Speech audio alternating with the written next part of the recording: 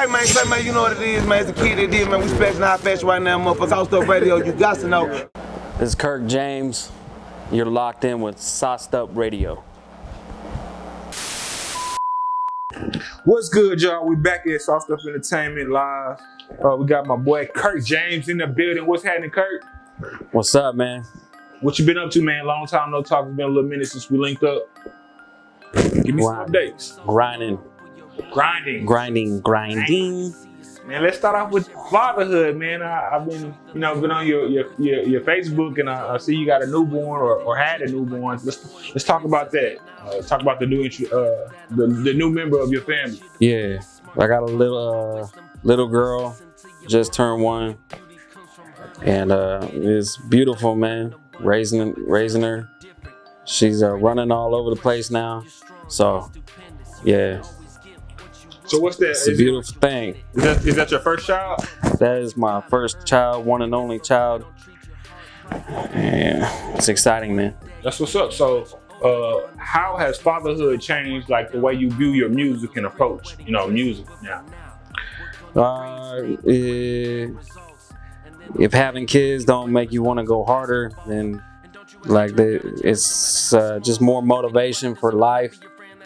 Mainly, you know what I mean? Just another reason to go harder.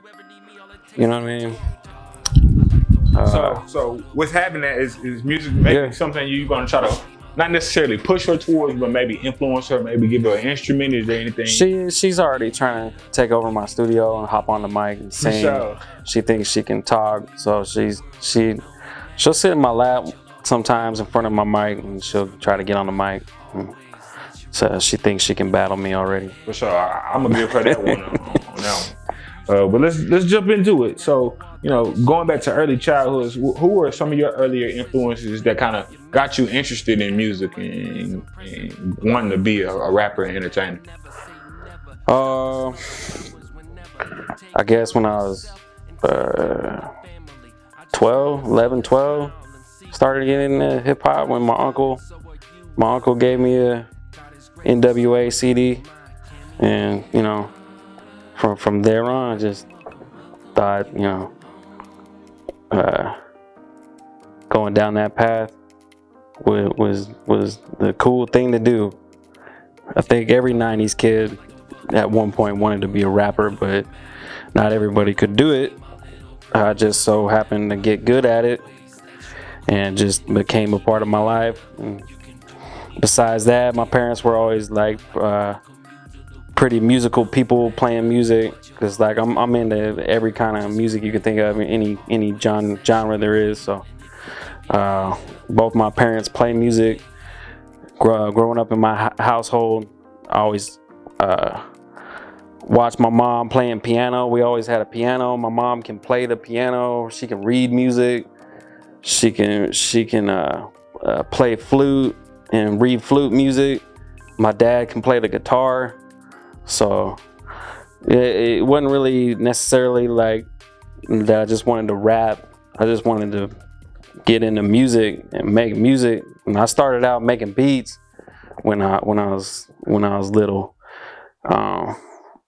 This is like way back when the internet first started. So if you didn't have a piano, it's like it was really hard to even make beats, because there wasn't hardly any beat making programs when I started getting into all this. And then as stuff came out, it just the better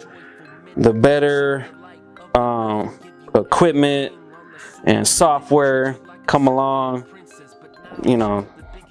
that helped me to progress with beat making, and then Pro Tools and things like that come out, Fruity Loops, and what made you switch from producer to artist side? Like, what made you transition, and then when did that transition kind of take about from going from, hey, I'm no longer gonna focus on producing, I'm gonna full-fledged go in the booth and be the rapper now? I think I just got called out to rap so many times that I just kind of jumped into it. Most stuff in my life is just stuff I jumped into. From learning to ride a bike, learning to swim, to learn how to swim. My dad threw me in a lake and said swim. You know what I mean? So same thing with rapping. It's like one day you're at school and it's like somebody pushes you into, rap right now for everybody. And it's just like, all right, give it a shot. Was good at it. Progressed from there. Next thing you know, I'm 15, making my first mixtape. And then make that. Everybody at school hears it. It's all over school that this guy can rap. Next thing you know, I'm told to rap every day. and so what's it like being a white rapper? You know what I'm saying? It's one thing to rap, but then also being a white rapper, it kind of shocks people when they do hear you rap or, whoa. I still get that to this day. I tell people I rap, they're like, no way, until they hear me and hear that I'm good. And it's no longer like the aspect of a white guy that can rap. It's just a guy that can rap, and you know what I mean. So what's it been like building relationships? You know what I'm saying? In the rap game, being a white guy. I don't want to make this a white and black thing, but I think it's rare that you get to hear, the opposite perspective coming into a predominantly black industry. So what's it like when it comes to networking? And because I think a lot of people don't understand some of the people that you work with. I've heard some of your features. Also talking about your relationships, talk about some of the features that features and artists that you've had the privilege to work with. I don't think artists really see that I'm white. They see that I got green, and most of the time in the music industry, it's all about the color green, and that's what runs a lot of the entertainment business. That's it, man. You gotta have green, and green is the real color that matters.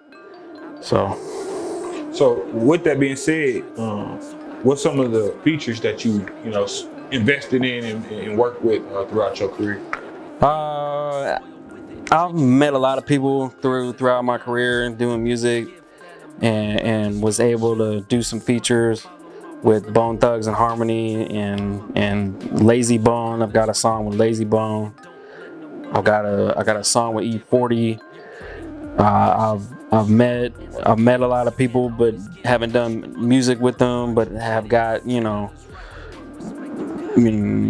my music shared through their page, or just a shout out from them, or just a picture with them, or just a chance to rap to some of these people, and just get, even if you don't do a feature with some artists, just getting the chance to meet them and rap for them and get their approval that they think you're dope. It's also a confidence. It's a confidence booster. You know what I mean? And especially if you get a picture with them, it helps. It helps to promote yourself as an artist, and to share it on your social media. So it's not just about like having actual features. But that's the main goal, to pull off that type of stuff. But networking is also important. At any aspect you can think of is gonna help in any which way. So anytime I've ever met someone big, first thing I think of is let me get a picture with them if I can, and network with them somehow, and then maybe it'll lead to a song in the future with them, instead of, you know what I mean. So just network. My advice to any up and coming artist is try to meet as many people as you can, and network, and get their contact info, and try to lead it down a path to where you're doing something with them. Absolutely, I think that's some excellent advice. I think although hip hop is a competition, you have to be able to put your guard down sometimes and go out and meet new people and collaborate and go out and try new things. Let's talk about another part of your rap career. I know you battle rap. You did battles in leagues like Smack Talk. Talk about that and some of the other leagues that you've been involved with. I haven't done any smack battles yet. A lot of Arkansas battlers have shout out to them for starting to take steps towards one of us hitting that big stage. Maybe one day I'll hit that big stage.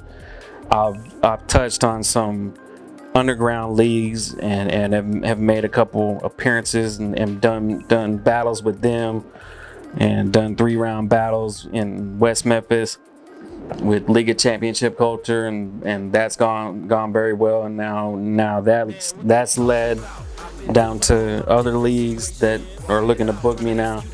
So it's just it's a fun sport to be a part of. I look at it like it's a sport. Anytime anybody asks me about battle rap, I always compare it to mixed martial arts. It's like being in the same type of boat, because there's so many lower leagues besides the UFC for mixed martial arts across America.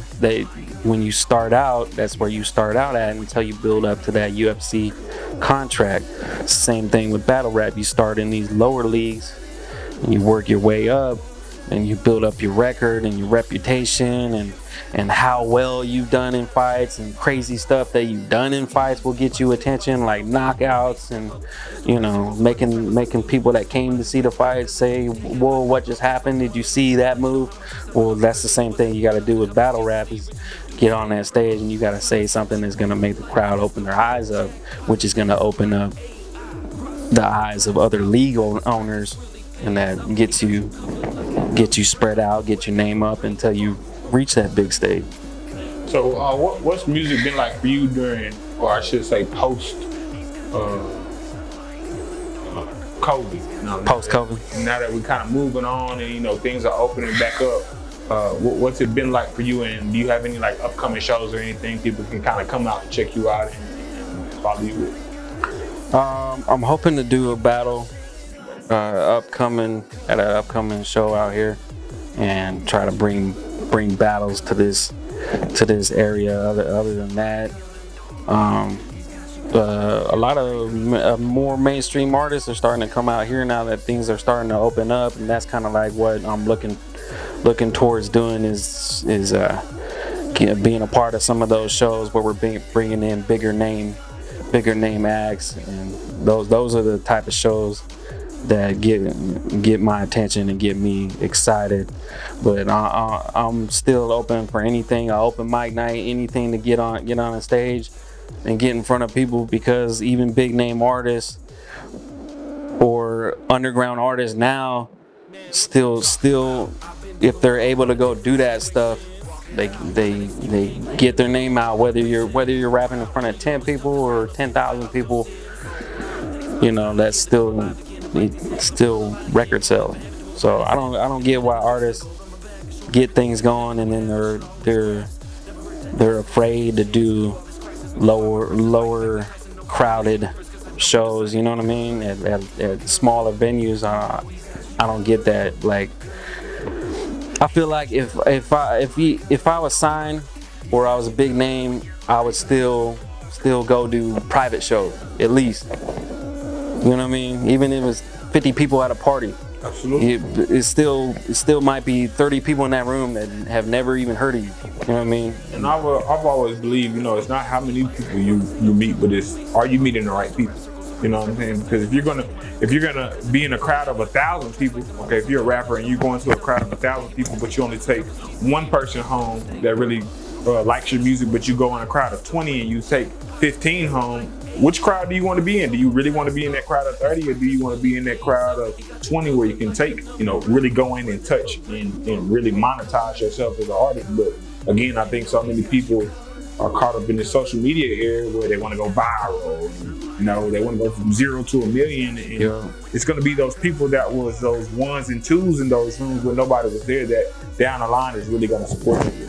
Well, what's also really important when you're a musician and you're trying to gain more fans is being fan oriented and just being a humble, showing people that you're a humble person and you're not afraid to sign an autograph, you're not afraid to take a picture, you're not afraid to talk to people. My biggest example of that is I've seen Tech 9 live and met him after a show, and there was only 300 people in this venue, and this was less than 7 years ago, and he was playing to small crowds, but he would come out and take pictures with everybody and talk to all his fans, and he's always been a fan independent artist, and by being that, he built up such a big fan base that now he's in front of 20,000, 30,000 people, whatever, and sold out shows all year round. And look where he's at. Look where he's at now, because he's built up his own fan base, and he didn't even have to sign a major contract. All independent. And I think crazy to me. It comes from being relatable. Like, people don't understand. Yeah, he's relatable. People listen to people's music because they can relate to you. It has nothing to do with, oh, you're cool, oh, you're that guy. It does, but you're cool because I can relate to what makes you cool in my eyes. I recognize that type of stuff. Even on Instagram, where you see which artists seem to be more relatable than other artists. Even Travis Scott is like one of the biggest names out right now, but like you see this week on social media, he's like in England somewhere, and he's like running outside. All the fans are out there going crazy, but he still takes the time to turn around and say, "Yeah, what's up?" to all the fans, to let them know that he cares, that they're there. You know what I mean? But then you watch Kanye West, and he's like got mask over his face, and he's ducking in the restaurants, and he's not even acknowledging nobody. And you know what I mean? It's like you gotta let your fans know that you care about them. You know what I mean? It's just... So what's your take on Northwest Arkansas, man? Arkansas in general has been making a lot of moves. People signing major deals, guys coming up to even having the conversations about signing. So what's your take on Northwest Arkansas? On Arkansas or Northwest Arkansas? Northwest Arkansas. We got a lot of great artists out here, and we just need to keep networking with the rest of the state, and then the whole state. Whole state's coming up, you know what I mean? It's a great thing to see right now. It's people getting signed, doing big numbers, getting a lot of views. So just come together and keep networking with each other. It's like I've reached out to some of the artists that have been signed right now, and like they touch bases. You know what I mean? They're not hard to get a hold of. You know what I mean? Even though they're signed, it's not like, oh, I'm signed now and forget my state. You know what I mean? It's more like, they're humble. You know what I mean? Like the guys that are getting signed right now, we're a whole humble state. You know what I mean? It's just that's kind of a southern thing to me. You know what I mean? It's southern hospitality. It's like if one person comes up, it's like I don't think any artist in the state is just gonna turn their back on where they came from, because that's not our state. That's not what Arkansas is about. So before we go, man, just drop your social media. Where can the people tap in with you and talk about some of the upcoming projects that these people can look forward to hearing from you? I got my third solo mixtape I'm working on an album, working on promoting the album, promoting everything that I do. Takes a lot of money, so I've really just been focusing on chasing the bag. which is another aspect of doing music. You gotta have a budget and have your shit together, and I got my shit together. So any special shout outs you want to give before we go through? I want to shout out my money real quick. About the rack. Shout out my rack.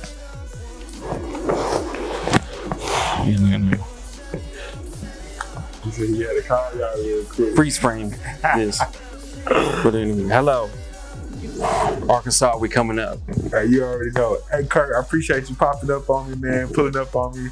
It's always good to see you, man. You always give me a good smile, a good laugh, man. So I appreciate you for pulling up on me. You're Sauced Up Radio.